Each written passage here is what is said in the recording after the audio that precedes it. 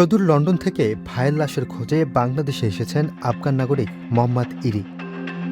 সম্প্রতি ঝিনাইদহের মহেশপুর উপজেলার পলিয়ানপুর সীমান্ত এলাকায় ইছামতি নদী থেকে আফগান নাগরিক হাশিমের মরদেহ উদ্ধার করা হয়। সেই ভাইয়ের লাশের জন্যই বড় ভাই সীমান্ত দূরত্ব ও আইনি জটিলতা কাটিয়ে এসেছেন বাংলাদেশে। আর এই ঘটনায় সারা দেশে ব্যাপক আলোড়ন সৃষ্টি করেছে। হাশমত আফগানিস্তানের নাগরিক হলেও ইটালির পাসপোর্টধারী ছিলেন। সে ইটালিতে পাসপোর্ট নিয়ে ভারতে যাতায়াত করতেন। সেখান থেকে বিভিন্ন আংটির পাথর ও রত্ন নিয়ে এসে ইউরোপের বিভিন্ন দেশে বিক্রি করত। গত 5 বছর আগে তার ভারতীয় কয়েকজন পার্টনারদের সঙ্গে ব্যবসায়িক দ্বন্দ্বে মারামারি হয়। এই ঘটনায় মামলা হলে ভারতীয় পুলিশ অন্যদের সঙ্গেও হাশমতকে গ্রেপ্তার করে। ইউরোপিয়ান প্রযুক্তিতে তৈরি এলিগেন্ট ডিজাইন ও অত্যাধুনিক ফিচার সমৃদ্ধ ওয়ালটন লিফট নিশ্চিত করে সর্বোচ্চ নিরাপত্তা। দীর্ঘ 5 বছর মামলা চলার পর ভারতীয় আদালত হাশমতকে বেকসুর খালাস দেন, কিন্তু দেশে ফেরার কোনো নির্দেশনা দেওয়া হয়নি। তাই সে জেল থেকে বের হয়ে ইটালি ফিরে যাওয়ার পরিকল্পনা করতে থাকে। এ সময় তার সাথে যশোর এলাকায় মানব পাচারকারী মাসুম ও ভারতের পাচারকারী পুরাব হেলা নামের দুইজনের সঙ্গে পরিচয় হয়। মাসুম তাকে পরামর্শ দেয় ভারতীয় সীমান্ত পার হয়ে বাংলাদেশে গেলে সেখান থেকে সে ইটালি চলে যেতে পারবে। মাসুমের পরামর্শে হাশমত গত 10 এপ্রিল বাংলাদেশের উদ্দেশ্যে রওনা দেয়।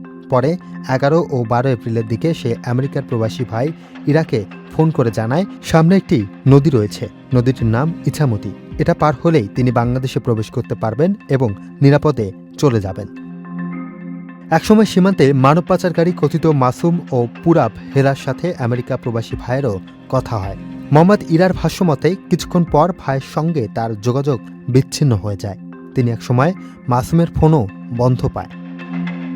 মোহাম্মদ ইরা আরও জানান, কয়েকদিন পর মাসুমের সাথে মোহাম্মদ ইরার একবার কথা হয়। মাসুম তাকে 2টি ছবি পাঠিয়ে জানায় আপনার ভাই মারা গেছেন। বাংলাদেশের পুলিশের সঙ্গে যোগাযোগ করেন। এরপর থেকেই মাসুমের ফোনটিও বন্ধ রয়েছে। তার দাবি হাশমতের কাছে থাকা অর্থ সম্পদ হাতিয়ে নিতেই 2 মানব পাচারকারী মাসুম ও পুরাব হেলা নদীতে চুবিয়ে হাশমতকে হত্যা করতে পারে। বর্তমানে মোহাম্মদ ইরি প্রয়োজনীয় আইনি প্রক্রিয়া সম্পন্ন করতে সংশ্লিষ্ট দপ্তরের সঙ্গে যোগাযোগ রাখছেন। তবে বাংলাদেশের আইন অনুযায়ী দাফন করা মরদেহ উত্তোলনের জন্য ম্যাজিস্ট্রেটের অনুমতি প্রয়োজন। এর সঙ্গে যুক্ত হয় স্বাস্থ্যগত নিয়ম, ফরেনসিক যাচাই এবং আন্তর্জাতিক প্রোটোকল।